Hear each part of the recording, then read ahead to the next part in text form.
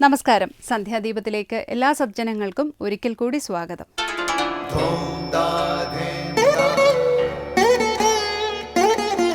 ശുഭം ഭവതു കല്യാണമായുസാരോഗ്യവർദ്ധനം സർവദുഃഖ വിനാശായ സന്ധ്യാദീപം നമോസ്തുതേ.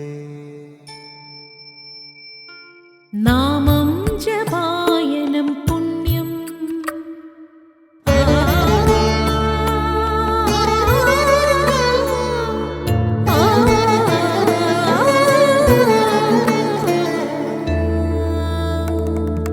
നാമം ജപായനം പുണ്യം നിരുപമദീപാങ്കുരം പോലെ സ്വരശ്രുതിലയവരമതുലം ദീവാങ്കണം മോക്ഷസംഗീതസാരം നീളും വഴിത്താരയിൽ ജീവതാരം മന്ത്രാലാപം മായാവിൻ നിൻ പ്രസാദം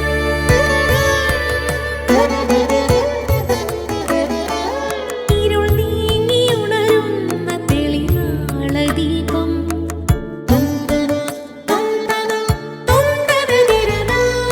ഇരുൾ നീങ്ങിയുണരുന്ന തെളിനാളദീപം പ്രണവാമൃതം ചൊരിയുന്ന ദീപം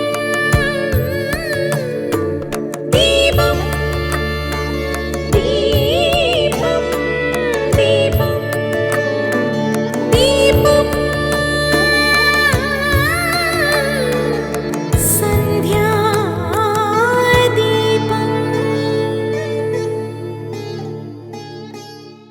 ശ്രീമദ് ഭാഗവതത്തിൽ ഉദ്ധവൻ ഭഗവാനോട് ഉത്തമ ഭക്തി എങ്ങനെ വളർത്തിയെടുക്കാമെന്ന് സംശയം ചോദിക്കുന്ന ഒരു സന്ദർഭമുണ്ട്.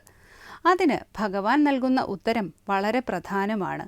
സത്യം, അഹിംസ, ബ്രഹ്മചര്യം, അപരിഗ്രഹം തുടങ്ങിയ സാത്വിക ധർമ്മങ്ങൾ ആചരിക്കുന്നത് ഭക്തി വളരാൻ സഹായിക്കും. സാത്വിക ഭാവങ്ങളായ ആഹാരവിഹാരങ്ങളോടുള്ള താൽപ്പര്യവും ഒരാളിൽ ഭക്തി വളർത്താൻ ഉപകരിക്കും. ശ്രദ്ധയോടെ ഭഗവാന്റെ കഥകൾ കേൾക്കുന്നതും ലജ്ജ വിട്ട് ഭഗവത് നാമങ്ങൾ ഉച്ചത്തിൽ ജപിക്കുന്നതും കീർത്തനം, ധ്യാനം, പൂജ, നമസ്കാരം തുടങ്ങിയവയും ഒരാളെ ഭക്തിഭാവം വളർത്തും. അഗതികളെയും ആർത്തന്മാരെയും ഈശ്വര മനസ്സോടെ സേവിക്കുന്നതും ഭക്തിഭാവം ഉണർത്തും. ശരീരവും വാക്കും മനസ്സും സമ്പത്തും എന്ന് വേണ്ട തൻ്റേതായ എല്ലാം ഈശ്വരനിൽ അർപ്പിച്ച് മനസ്സിൻ്റെ ഭാരം ഒഴിവാക്കുന്നതും ഭക്തി വളരാൻ ഉപകരിക്കും. അനുഷ്ഠാനങ്ങൾ കൊണ്ടും ആചരണങ്ങൾ കൊണ്ടും ഒരാളിൽ ഭക്തി വളരാം. ഇതിലെല്ലാം ഉപരി സജ്ജനങ്ങളുമായുള്ള നിരന്തര സമ്പർക്കം കൊണ്ട് മനസ്സിൽ ഭക്തി ശക്തിപ്പെടും. തുടർന്ന് ശ്രീ കാവാലം ശ്രീകുമാർ പ്രശ്നോത്തര രത്നമാലിക ആലപിക്കുന്നത് കേൾക്കാം.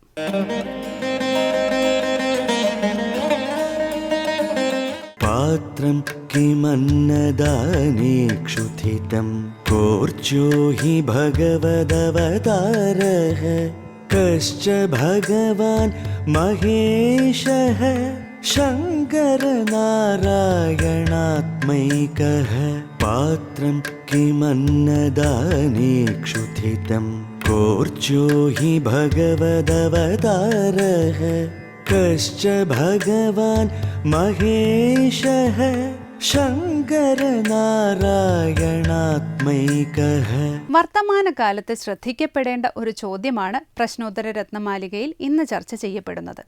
അന്നദാനത്തിന് ഏറ്റവും യോഗ്യമായ പാത്രം ഏതാണെന്നാണ് ചോദ്യം. വിശപ്പുള്ള വയർ എന്നാണ് ആചാര്യൻ നൽകുന്ന മറുപടി. ആരാണ് അർച്ചിക്കപ്പെടേണ്ടത്, ആരാണ് ഭഗവാൻ എന്നീ ചോദ്യങ്ങളുടെ ഉത്തരവും വ്യാഖ്യാനിക്കുകയാണ് സ്വാമി ചിദാനന്ദപുരി ഇപ്പോൾ ശങ്കര സ്തോത്രാമൃതത്തിൽ.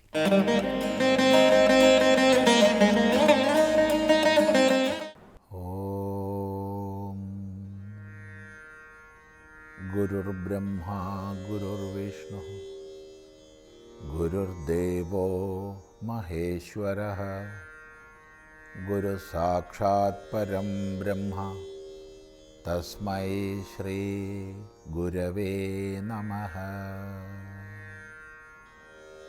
ഓം സദാശിവസമാരംഭാം ശങ്കരാചാര്യമധ്യമാം അസ്മദാചാര്യപര്യന്താം വന്ദേ ഗുരുപരമ്പരാം.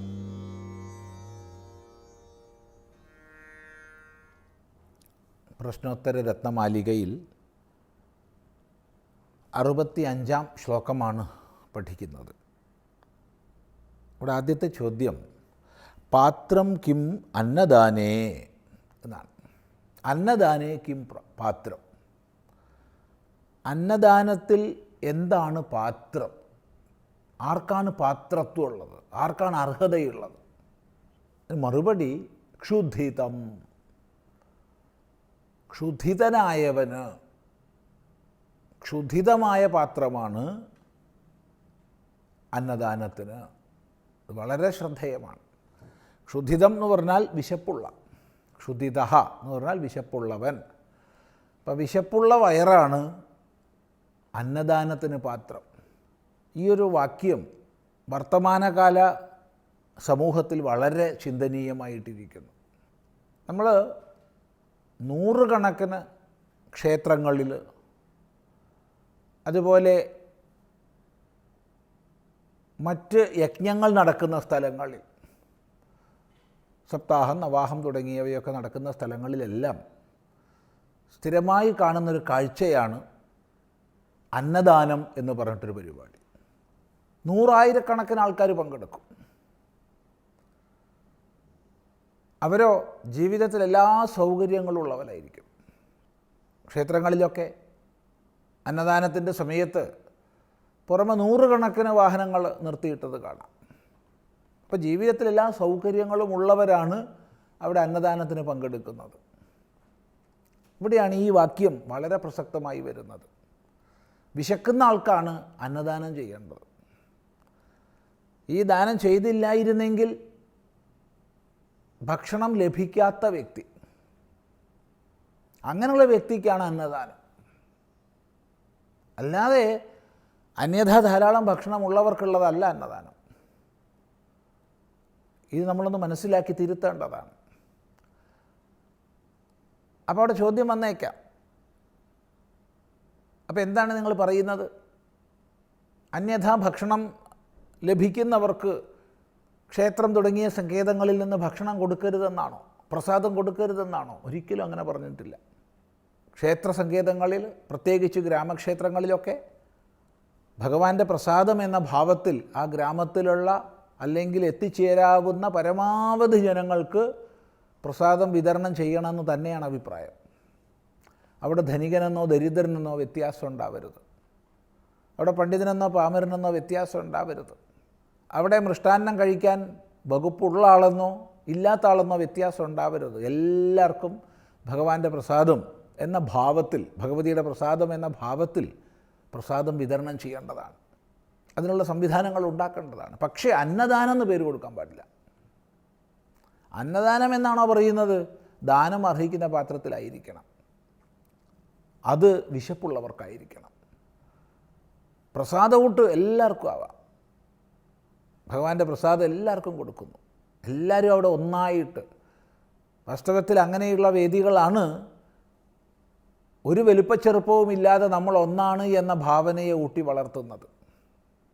ഭഗവാന്റെ പ്രസാദം കഴിക്കാൻ വേണ്ടി ധനികരും ദരിദ്രരും എല്ലാവരും ഒത്തുചേരുന്നു, ഒന്നിച്ചിരിക്കുന്നു. അജ്ഞാനം കൊണ്ട് കൽപ്പിക്കപ്പെട്ട എല്ലാ ഭേദങ്ങളും അസ്തമിക്കുന്നു.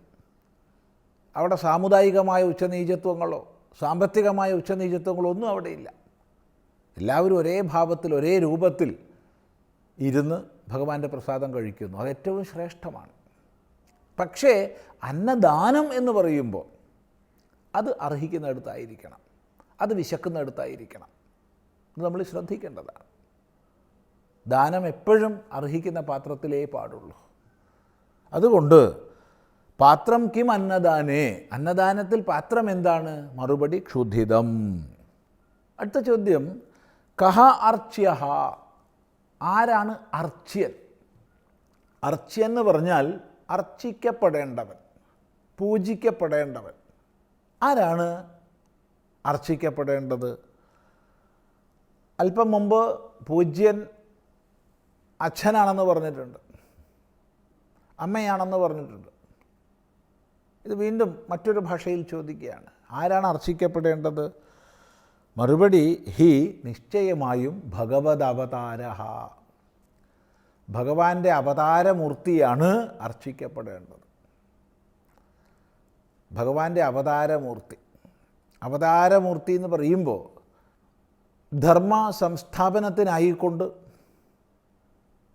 ഈ പ്രപഞ്ച വ്യവസ്ഥയുടെ പുനഃക്രമീകരണത്തിനായിക്കൊണ്ട് പല രൂപഭാവങ്ങളെ ധരിച്ച് ഭഗവാൻ പ്രത്യക്ഷപ്പെടുന്നതാണ്. അഥവാ ഉപാസ്യമായിരിക്കുന്ന വിവിധ ഭാവങ്ങളിലേക്ക് ഇറങ്ങി വരുന്നതാണ്. ഇത് രണ്ടും അവതാരമായി മാനിക്കപ്പെടാം. ഒന്ന്, ഉപാസ്യമായ ഭാവത്തിലേക്ക് ഇറങ്ങി വരിക. രണ്ട്, ധർമ്മ സംസ്ഥാപനാർത്ഥം അനേക രൂപഭാവങ്ങളെ സ്വീകരിക്കുക. ഇതാണ് അവതാരം. അപ്പോൾ ഭഗവാന്റെ അവതാരമൂർത്തിയെയാണ് അർച്ചിക്കേണ്ടത്. ഉടനെ ചോദ്യം വരികയാണ്, കശ്ച ഭഗവാൻ, ആരാണ് ഭഗവാൻ? ആരാണ് ഭഗവാൻ? മറുപടി മഹേശഃ ശങ്കരനാരായണാത്മൈകഃ, മഹേശനാണ് ഭഗവാൻ. ഇപ്പം മഹേശനാണെന്ന് പറയുമ്പോൾ മഹേശ ശബ്ദം വിഷ്ണുവിനും ശിവനും ഗണപതിക്കും സുബ്രഹ്മണ്യനും സൂര്യനും ഭഗവതിക്കും എല്ലാം ഉപയോഗിക്കാം. എല്ലാവർക്കും ഉപയോഗിക്കാവുന്നതാണ് മഹേശ ശബ്ദം. എങ്കിൽ തന്നെയും മഹേശൻ എന്ന് പറയുമ്പോൾ പെട്ടെന്ന് നമ്മുടെ മനസ്സിൽ മഹേശ്വരൻ, പരമേശ്വരൻ, ശിവൻ എന്നുള്ള സങ്കല്പമാണ് വരുന്നത്, ശങ്കരൻ എന്നുള്ള സങ്കല്പമാണ്. ആ സങ്കല്പം വരുന്നുവെങ്കിൽ ഓർമ്മിക്കുക, ഇവിടെ പലവുരു വിഷ്ണു പര്യായവും ശിവപര്യായവും ഒരേ അർത്ഥത്തിൽ ഭാവത്തിൽ ഉപയോഗിച്ചിട്ടുണ്ട്. അതുകൊണ്ട് തന്നെ ആചാര്യൻ തന്നെ സ്വയമേവ പറയുകയാണ് ശങ്കരനാരായണാത്മൈകഃ, ശങ്കരനും നാരായണനും ആയ ഏകസ്വരൂപത്തോടൊത്തവൻ. അവൻ ശങ്കരനുമാണ്, നാരായണനുമാണ്, വിഷ്ണുവുമാണ്, ശിവനുമാണ്. അങ്ങനെയുള്ള ഭഗവാൻ, ആ ഭഗവാന്റെ അവതാരങ്ങൾ, അതാണ് അർച്ചിക്കപ്പെടേണ്ടത്. ഇതാണ് ഉപദേശിക്കുന്നത്. തുടർന്ന് നമുക്ക് അടുത്ത പ്രാവശ്യം ശ്രദ്ധിക്കാം.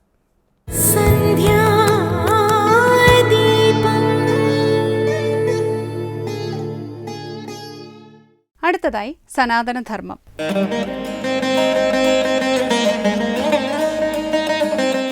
ഓം ഹൃദീശ്വരി നമഃ. എല്ലാ സജ്ജനങ്ങൾക്കും എൻ്റെ സാദര പ്രണാമം. നമ്മുടെ ജീവിതത്തിൻ്റെ വിജയത്തിന് നാം എത്രത്തോളം പ്രയത്നിക്കുന്നുണ്ട് എന്ന് നമ്മൾ ഓരോരുത്തരും ഒരു പരിശോധന നടത്തിയാൽ നമുക്ക് തിരിച്ചറിയാൻ സാധിക്കും നമ്മൾ എത്രത്തോളം പ്രവർത്തിക്കുന്നുണ്ട് അല്ലെങ്കിൽ എത്രത്തോളം പ്രയത്നിക്കുന്നുണ്ട് എന്നുള്ളത്. നമുക്ക് ഒരു ദിവ്യശക്തിയുമായി അഭേദ്യമായൊരു ബന്ധമുണ്ട്. അത് നിലനിർത്താനും വളർത്താനും നമ്മുടെ രക്ഷയ്ക്കായിട്ടും ചെയ്യേണ്ടതാണ് നാമസ്മരണവും യജ്ഞങ്ങളുമെല്ലാം. അതാണ് നമ്മൾ പരമ്പരാഗതമായിട്ട് ചെയ്തു വന്നിരുന്നതും ആചാര്യന്മാർ പറഞ്ഞു തന്നതും നമ്മുടെ തലമുറകളായിട്ട് ചെയ്തു വന്നത് കാര്യങ്ങളും എല്ലാവരും തന്നെയാണ്. അത് പല രൂപത്തിലും പല ഭാവത്തിലുമായി ചെയ്തിരുന്നത് മാത്രമേ ഉള്ളൂ. ഭഗവത്ഗീതയിൽ ഭഗവാൻ സൂചിപ്പിക്കുന്നുണ്ടല്ലോ, ദേവാൻ ഭാവയതാദേന തേ ദേവ ഭാവയന്തുവ പരസ്പരം ഭാവയന്ത ശ്രേയ പരമവാപ്സ്യഥാന്ന്. അപ്പോൾ യജ്ഞരൂപത്തിലുള്ള കർമാനുഷ്ഠാനങ്ങൾ കൊണ്ട് നിങ്ങൾ ദേവന്മാരെ സന്തോഷിപ്പിക്കുവിൻ. ദേവന്മാരെന്ന് പറയുമ്പോൾ സകല പ്രകൃതി ശക്തികളെയും ഉദ്ദേശിച്ചിട്ടാണ് പറയുന്നത്. നമുക്ക് ഈ പ്രകൃതിയിൽ നിന്ന് കിട്ടുന്ന എല്ലാ സൗകര്യങ്ങളും അത് തരുന്നത് ആരാണോ അവരെല്ലാം നമുക്ക് ദേവനായിട്ടോ ദേവിയായിട്ടോ എല്ലാം സങ്കല്പിക്കാം. അതാണ് വേണ്ടതും. അപ്പോൾ എല്ലാം നമുക്ക് കിട്ടുന്ന സമയത്ത് അവരോട് നമുക്കൊരു നന്ദിയുള്ള ആളായിരിക്കണം. നമ്മൾ എപ്പോഴും സാധാരണ പറയുന്നതാണ്, നമ്മൾ മനുഷ്യൻ നന്ദിയുള്ളവരായിരിക്കണമെന്ന് പറയും. അതിന് തുല്യമായ രീതിയിലാണ് ഇത് വരുന്നതും. അപ്പോൾ ഇവിടെ ഭഗവാൻ പറയുന്നത് ആ ദേവന്മാരെ സന്തോഷിപ്പിക്കുവിൻ, സന്തുഷ്ടരായ ആ ദേവന്മാർ നിങ്ങളെയും സന്തോഷിപ്പിക്കട്ടെ എന്നാണ് പറയുന്നത്. അപ്പോൾ ഇങ്ങനെ പരസ്പരം സന്തോഷിപ്പിച്ചാൽ നിങ്ങൾക്ക് പരമമായ ശ്രേയസ് കൈവരിക്കാൻ സാധിക്കും. എത്ര മനോഹരമായിട്ടാണ് കാര്യങ്ങൾ പറഞ്ഞിരിക്കുന്നത്. സകല ശക്തികളെയും ദേവഭാവനയോടുകൂടി നമ്മൾ സന്തോഷിപ്പിക്കുക. അങ്ങനെ വരുമ്പോൾ തീർച്ചയായിട്ടും നമുക്ക് കിട്ടുന്നത് കിട്ടും. അതൊരു യജ്ഞഭാവത്തിൽ ചെയ്യാനാണ് പറഞ്ഞിരിക്കുന്നത്.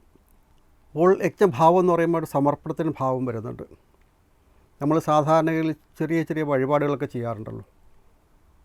അത് വേണമെങ്കിൽ യജ്ഞത്തിൻ്റെ ഒരു ചെറിയ പതിപ്പായിട്ട് നമുക്ക് കാണാം, അല്ലേ? പ്രാർത്ഥിക്കാൻ നമ്മൾ പോകുന്നു. ഈ പ്രാർത്ഥന ചിലവുള്ള കാര്യമൊന്നുമല്ല. പക്ഷേ നമ്മൾ എന്തെങ്കിലും ഒന്ന് പ്രാർത്ഥിക്കുന്ന സമയത്ത് ക്ഷേത്രത്തിലോ ആശ്രമങ്ങളിലോ ഒക്കെ സമർപ്പിക്കുമ്പോൾ അപ്പോഴാണത് ശരിക്കും പറഞ്ഞാൽ അതൊരു യജ്ഞമായി മാറുന്നത്. അല്ലെങ്കിൽ നമ്മൾക്ക് എന്തെങ്കിലും നേടാൻ വേണ്ടിയിട്ടാവും. ഇവിടെ അങ്ങനെയല്ല. ഒരു ഭാവം, ആ യജ്ഞത്തിൻ്റെ ഒരു ചെറിയ ഭാവം അവിടെ വരുന്ന സമയത്ത് അതിന് വലിയ ഒരു അളവിലേക്ക് മാറ്റാൻ സാധിക്കും. അങ്ങനെ ചെയ്യുമ്പോഴാണ് നമുക്കും കൂടി എന്തെങ്കിലും കിട്ടാനുള്ള ഒരു അവസരം. അതായത് പരസ്പരം ഭാവയന്ത എന്ന് ഉദ്ദേശിച്ചിട്ട് നമുക്ക് പരസ്പരം അവിടേക്കും ഇവിടേക്കും നമ്മൾ സന്തോഷിപ്പിക്കുന്നു, അല്ലെങ്കിൽ ആ രീതിയിലേക്ക് അത് ഗുണകരമായി തീരുന്നു എന്നുള്ളത്. എന്തുകൊണ്ടെന്നാൽ ഈശ്വര ആരാധന കൊണ്ട് വേണം ഒരു ജീവന് തൻ്റെ ഈ പാരതന്ത്ര്യത്തിൽ നിന്ന് മോചനം നേടാൻ. നമ്മളിപ്പോൾ സ്വതന്ത്രരല്ല. പക്ഷെ ആ സ്വതന്ത്രരല്ല എന്നുള്ള കാര്യം നമ്മൾ തിരിച്ചറിയുന്നില്ല എന്നുള്ളതാണ് ഏറ്റവും വലിയ ദുഃഖകരമായ കാര്യം. അത് മാറാൻ കുറേ സമയം കൊടുക്കും. ഞാനിപ്പോൾ സ്വാതന്ത്ര്യത്തിലല്ല എന്ന് തിരിച്ചറിഞ്ഞ് കഴിയുമ്പോഴാണ് പിന്നെ നമുക്ക് അവിടെ നിന്ന് മോചനം നേടാൻ സാധിക്കുന്നത്. ആ ഒരു തിരിച്ചറിവുണ്ടാകണം. അതിന് ഈശ്വരാരാധന നമ്മുടെ ജീവിതത്തിലേക്ക് കൊണ്ടുവരേണ്ട ഒരു ആവശ്യമുണ്ട്. അതിന് നമുക്ക് ഗുരുക്കന്മാരുടെ ആവശ്യമുണ്ട്. അതിന് നമുക്ക് ആചാര്യന്മാരുടെ ആവശ്യമുണ്ട്. അതിന് നമുക്ക് മഹാപുരുഷന്മാരുടെ ആവശ്യമുണ്ട്. കാരണം അത് നമ്മളിപ്പോൾ ഒരു മുറിയിൽ ഒരു വർഷമോ അല്ലെങ്കിൽ 2 വർഷമോ ഒരു മുറി അടച്ചിട്ടിരുന്ന് കരുതുക. ആ മുറി നിറയെ ഇരുട്ടാണ്. പക്ഷേ ആ മുറിയിലേക്ക് വെളിച്ചം കൊണ്ടുപോകണമെന്നുണ്ടെങ്കിൽ, വെളിച്ചം വരണമെന്നുണ്ടെങ്കിൽ നമ്മൾ ഒരു തവണ വെളിച്ചം കൊണ്ടുപോയാൽ മതി. എത്ര പഴകിയ ഇരുട്ടാണെങ്കിലും ശരി, ഒരു തവണ വെളിച്ചം കൊണ്ടുപോയാൽ ആ ഇരുട്ട് മാറി അവിടെ പ്രകാശം വരും. അതുപോലെയാണ് മഹാപുരുഷന്മാരുടെ സാമീപ്യം, അവരുടെ അനുഗ്രഹം. നമ്മുടെ ഉള്ളിലുള്ള ധാരാളം സഞ്ചിതമായിട്ടുള്ള വാസനകളെ, കർമ്മഫലങ്ങളെയെല്ലാം നമുക്ക് ലഘൂകരിക്കാൻ, അല്ലെങ്കിൽ നമ്മളെ ഈശ്വരമാർഗത്തിലേക്ക് നയിക്കാൻ, ആത്മീയ മാർഗത്തിലേക്ക് നയിക്കാൻ, സദ്ഭാവനയിലേക്ക് നയിക്കാൻ മഹാത്മാക്കൾക്ക് സാധിക്കും. അവിടെ നമ്മൾക്ക് ശരീരം ഈശ്വരാരാധനയ്ക്ക് കൂടിയുള്ളതാണെന്നുള്ള തിരിച്ചറിവോടുകൂടി, അതായത് ജ്ഞാനത്തോടു കൂടിയ ഭക്തി വേണം. അമ്മ പറയുന്നത് അങ്ങനെയാണ്. ഒരു ഗുരു പഠിപ്പിക്കുന്നത് അത് തന്നെയാണ്. അമ്മ പഠിപ്പിക്കുന്നത് അത് തന്നെയാണ്. അമ്മ എപ്പോഴും പറയുള്ളൂ, ജ്ഞാനത്തോടു കൂടിയ ഭക്തി വേണമെന്നാണ് അമ്മ പറയുന്നത്. അതുകൊണ്ടാണ് പറയുന്നത്, ജീവിത സത്യത്തെ പ്രതിഫലിപ്പിക്കുന്ന കണ്ണാടിയാണ് ഗുരു എന്ന് പറയും. നമ്മുടെ ജീവിതത്തിലെ നമുക്ക് തിരിച്ചറിയാൻ സാധിക്കുന്ന, മാത്രമല്ല അജ്ഞാനത്തിൻ്റെ നീണ്ട ഉറക്കത്തിൽ നിന്ന് ഗുരു നമ്മളെ ഉണർത്തുകയാണ് ചെയ്യുന്നത്. അതാണ് ഗുരുവിൻ്റെ ഏറ്റവും വലിയ പ്രാധാന്യം. അതുകൊണ്ടാണ് എപ്പോഴും നമുക്കൊരു ഗുരുവിൻ്റെ സാമീപ്യവും ഗുരുവിനെ ലഭിക്കുന്നതും വളരെയധികം പുണ്യം ചെയ്താൽ മാത്രമേ സാധിക്കൂ എന്ന് പറയുന്നത് അതുകൊണ്ടാണ്. അതുകൊണ്ട് നമ്മുടെ ഉള്ളിലുള്ള ഇരുട്ടിനെ മാറ്റാൻ, അല്ലെങ്കിൽ നമ്മുടെ ഉള്ളിലുള്ള ശത്രുവിനെ മാറ്റാൻ പുറത്ത് യുദ്ധം ചെയ്തിട്ടൊരു കാര്യമില്ല. അകത്താണ് യുദ്ധം ചെയ്യേണ്ടത് എന്നുള്ളത് പ്രധാനപ്പെട്ടൊരു കാര്യം ഗുരു നമ്മളെ പഠിപ്പിച്ചു തരും. കാരണം അകത്ത ശത്രുവിനെ തുരത്താൻ വേറെ കുറുക്ക് വഴികളൊന്നുമില്ല. അത് ഗുരു പഠിപ്പിച്ചു തരുന്നു. ഇതാണ് നീ ചെയ്യേണ്ടത് എന്ന് പറഞ്ഞ് ഗുരു കൂടെ നിന്ന്, നമ്മളോടൊപ്പം നിന്ന്, നമ്മുടെ ശത്രുവിനെ യുദ്ധം ചെയ്ത് കീഴ്പ്പെടുത്തി നമ്മുടെ ഉള്ളിലുള്ള അന്ധകാരത്തിനെ മാറ്റി അവിടെ പ്രകാശം പരത്താൻ ഗുരു നമ്മളെ സഹായിക്കുന്നു. അല്ലെങ്കിൽ ഗുരു നമ്മുടെ കൂടെ നിൽക്കുന്നു. അതാണ് മഹാത്മാക്കളുടെ ഏറ്റവും വലിയ പ്രാധാന്യം. അതുതന്നെയാണ് അമ്മയും നമ്മളെ കാണിച്ചു തരുന്നത്. അമ്മയാണ് നമ്മുടെ കൂടെ നിൽക്കുന്നതും. ആ തിരിച്ചറിവോടുകൂടി മുന്നോട്ട് പോകാൻ സാധിച്ചാൽ തീർച്ചയായിട്ടും ജീവിതം എന്ന ഒരു വലിയ പാഠത്തിനെ മനസ്സിലാക്കിക്കൊണ്ട്, ജീവിത സത്യം എന്താണെന്ന് തിരിച്ചറിഞ്ഞുകൊണ്ട് മുന്നോട്ട് പോകാൻ നമുക്ക് സാധിക്കും. അതിന് നമുക്കെല്ലാവർക്കും കഴിയട്ടെ എന്ന് പ്രാർത്ഥിക്കുന്നു. ഓം അമൃതേശ്വരി നമഃ. സന്ധ്യാദീപം